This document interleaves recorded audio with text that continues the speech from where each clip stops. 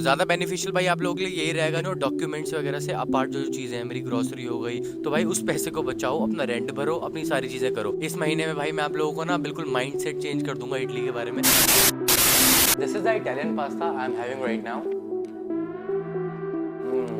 So yummy. But Italy सिर्फ pasta और pizzas के लिए नहीं है, there are many many things जो कि शायद एज अ स्टूडेंट आपको जाननी जरूरी है। एक ऑप्शन आपके पास ये रहता है कि आप एक अच्छे से कैफे में बैठ करके कैपुचिनो पी सकते हैं। जितनी आपकी नीड है उतना ही खर्चा करो, उससे ज्यादा मत करो। दूसरा ऑप्शन आपके पास ये है कि आप साथ में एक सैंडविच भी ऑर्डर कर सकते हैं, 3-4 चीजें और एक्स्ट्रा ऑर्डर कर सकते हैं जो कि शायद आपकी नीड नहीं है। पहला पॉइंट आपका ये रहता है कि भाई जितनी आपकी नीड है उतना ही खर्चा करें, उससे ज्यादा एक्स्ट्रा ऑर्डिनरी एक्स्ट्रा नहीं जाए, आपके बजट के लिए ज्यादा फ्रेंडली रहे। कुक मोर ईट आउट लेस, ये मैं इसलिए कह रहा हूँ कि अगर आप बाहर खाने जाओगे तो आपका जो बिल आएगा भाई वो बताऊँ कितना का आएगा, 25 से 30 यूरो मेरा इजीली खर्चा हो जाता है। जब मैं पहली बार इटली आया था तो मैंने ये गलती बहुत ज्यादा बार करी। मैं घर पे नहीं कुक करता था, मैं बाहर ही ज्यादातर खाना खाता था। मैं अपने दिन के 2 मील बाहर खाता था, हमेशा सुबह खाता था और रात को खाता था। ठीक है, तो ज्यादा बेनिफिशियल भाई आप लोगों के लिए यही रहेगा कि ग्रोसरी लेके आओ। यहाँ पे सुपर मार्केट्स हैं, कोनार्ड है, कूप है, यूरोस्पिन है, एंड सिकोंते है, काफी सारे सुपर मार्केट है। जो सबसे सस्ता सुपर मार्केट है वो है भाई यूरोस्पिन। यूरोस्पिन सिर्फ एक ऐसा सुपर मार्केट है, संडे को भी खुला रहता है रात के 8 बजे तक। बाकी सारे सुपर मार्केट संडे को बंद रहते हैं, सिर्फ और सिर्फ एक यूरोस्पिन खुला रहता है। तो ग्रोसरी लेके आओ महीने की, आराम से 8-10 हज़ार रुपए की आपकी महीने की, पूरे महीने की ग्रोसरी आ जाएगी।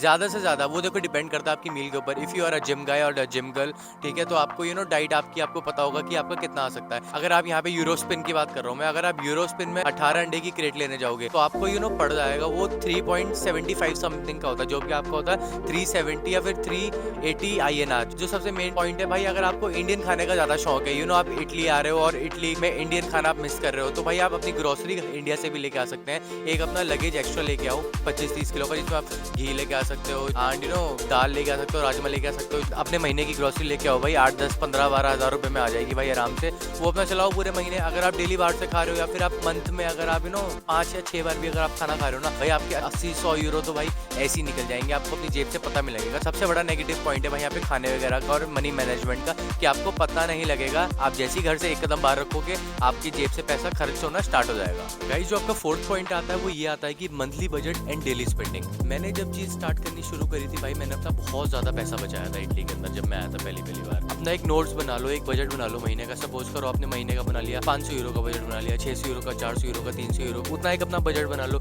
डॉक्यूमेंट्स वगैरह से अपार्ट जो चीज़ें हैं, मेरी ग्रोसरी हो गई, मेरा बस की टिकट का खर्चा हो गया, मेरा पास हो गया, मेरा घूमना फिरना हो गया, जो भी है, आप लोगों को उस बजट के ओवर नहीं जाना है। ये चीज़ कर लेते हैं तो भाई आप सुखी हो इटली में आकर के, लिटरली सुखी हो। सबसे बेनिफिशियल चीज़ आप लोगों के लिए यही रहेगी, एक अपना बजट बना लो और डेली की जो स्पेंडिंग्स है आपकी उसमें से माइनस करते रहो, करते रहो, करते रहो, करते रहो। इससे आपका पैसा बचेगा। पहली बात तो आपका पैसा बचेगा।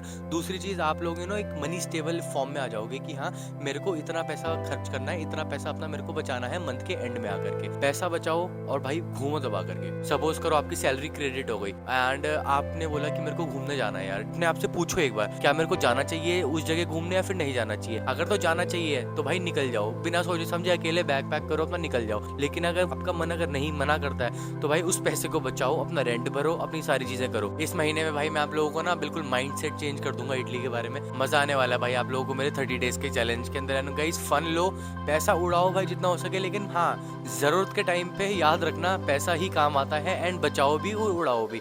पैसा उड़ाना और बचाना, इन दोनों का जब कैलकुलेशन अपन करते हैं तो इज इक्वल टू निकल के आता है आपका money management. And by the grace of God भाई मैंने ना ये चीज़ काफ़ी छोटी उम्र में आके यहाँ पे सीख ली है। वरना भाई अभी तक ना भाई मैं भी ऐसे ही उड़ा रहा होता, वैसे मजे कर रहा होता।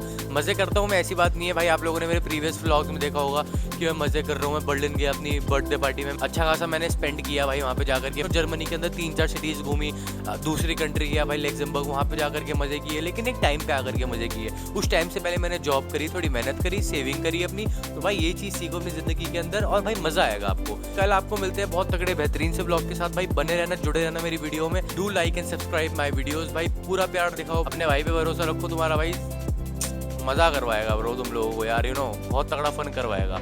सो गाइस, जय श्री राम। मिलते हैं आपको अगले बेहतरीन से व्लॉग के साथ। Till that time stay tuned to my videos. Bye.